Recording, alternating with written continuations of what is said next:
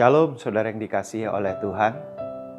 Kita berjumpa kembali dalam pesan pastoral dan saya berdoa kita semua dalam keadaan yang baik-baik saja, seperti jiwa kita juga baik-baik saja.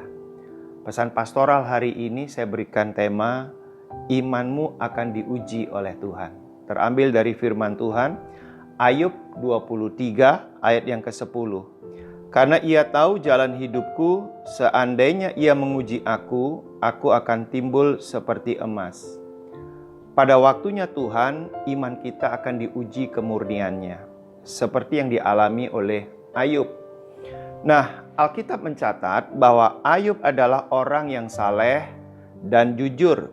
Ia takut akan Allah dan menjauhi kejahatan. Namun Tuhan izinkan iblis mencobai Ayub melalui apa?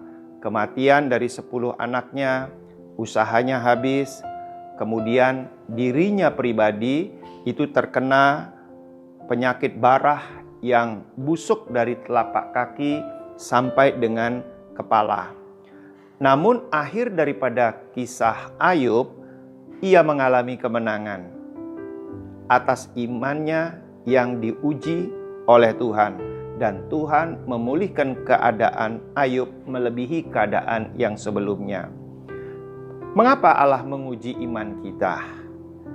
Agar kita naik kelas. Sama dengan kalau kita ke sekolah, maka setiap periode tertentu ada ujian.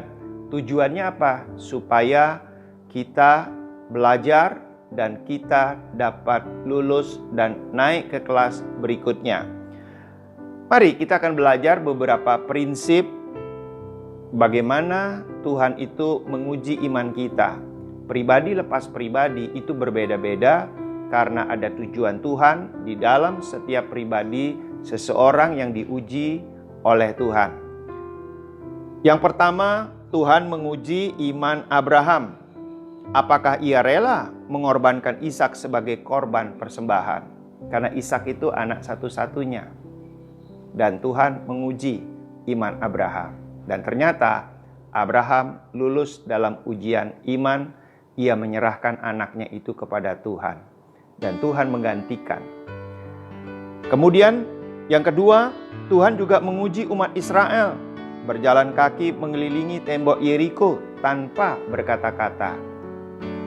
Untuk meruntuhkan tembok Yeriko, itu perlu Tuhan menguji iman daripada umat Israel. Mengelilingi tembok itu tanpa berkata-kata. Buat umat Israel itu bukan hal yang mudah.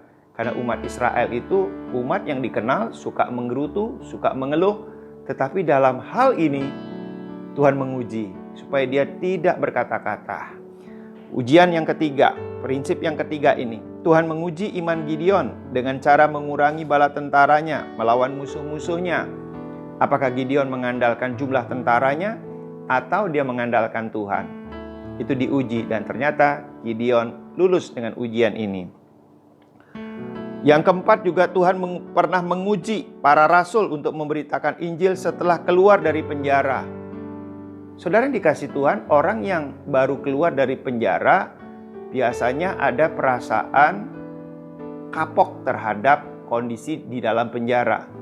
Dan kita tahu kalau pada waktu itu para rasul ada di penjara, mereka itu disiksa, kadangkala tanpa disidang, mereka masuk penjara, disiksa.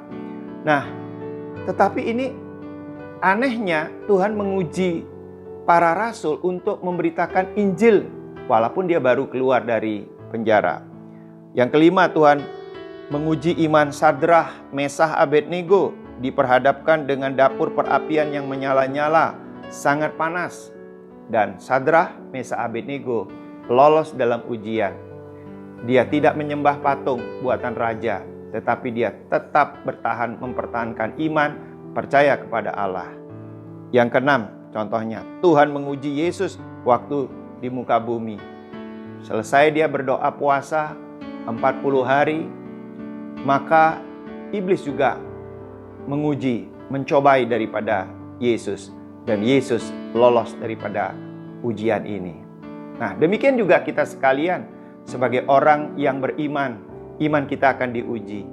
Apakah di tengah pandemi COVID-19 dengan berbagai dampaknya, bisa krisis mental, krisis keluarga, bisa krisis ekonomi, krisis sosial.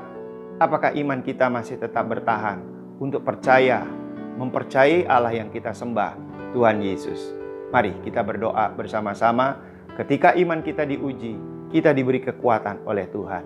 Tuhan Yesus, terima kasih atas ujian iman yang Engkau berikan kepada kami. Dan kami percaya karena kami bersama-sama dengan Tuhan, kami lulus dalam ujian iman ini. Dan kami akan naik ke tingkat yang lebih tinggi lagi. Terima kasih Bapa, berkati setiap jemaat-Mu, berkati setiap pemirsa yang mendengarkan dan melihat daripada tayangan ini. Dalam nama Tuhan Yesus, amin.